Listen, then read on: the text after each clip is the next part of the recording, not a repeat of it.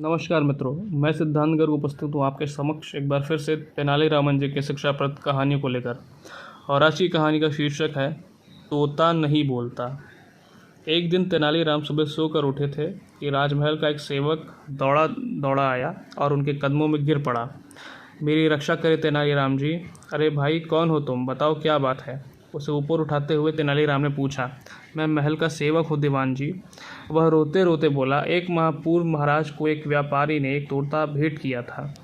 महाराज ने उसकी देखभाल की जिम्मेदारी मुझे सौंपी थी और कहा था कि यदि तोता मर गया या मुझे तुमने तोते के मरने की सूचना दी तो तुम्हें मृत्युदंड दिया जाएगा।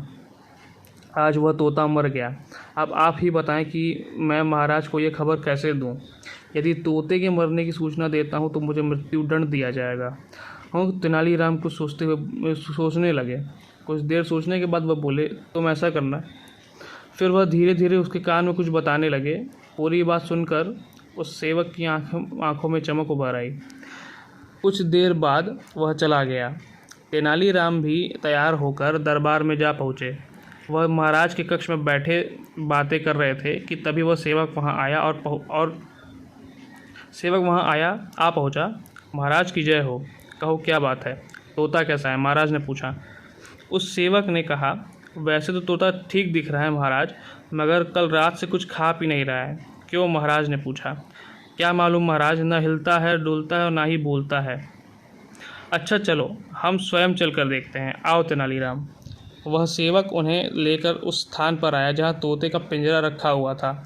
महाराज ने तोते को देखा और भड़क उठे। अरे मूर्ख, सीधी तरह क्यों नहीं कहता कि तोता मर गया? बात तो इतना घुमा फिरा के क्यों कह रहा है? क्षमा करें महाराज, आपने ही तो कहा था कि यदि तुम मेरे पास तोते के मरने की खबर लाओगे तो तुम्हें मृत्युदंड दिया जाएगा। ओह, अब महाराज की समझ में सारी बात आ गई। उन्होंने तेनालीराम की ओर देखा। वह मंद मंद मुस्कुरा रहे थे। महाराज समझ गए कि यह सब तेनालीराम का किया धरा है। महाराज बोले, आज तुमने फिर एक निर्दोष व्यक्ति की रक्षा कर ली तेनालीराम, तुम धन्य हो। तो ये थी आज की कहानी मित्रों। कहानी आपको पसंद आती है तो चैनल लाइक शेयर सब्सक्राइब अवश्य करें। जय सिया राम, हर हर महादेव।